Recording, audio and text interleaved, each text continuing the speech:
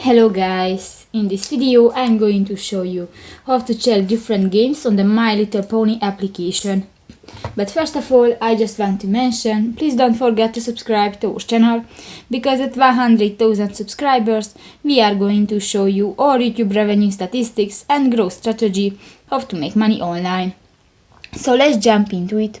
First of all, open the application on your device. That's my Pony Village, and you can find different buttons. You go to the pony icon at the upper left corner of the screen. There you can find two options, the text and the games. Click to the second, the games button, and actually I have one game, the play the apple picking game.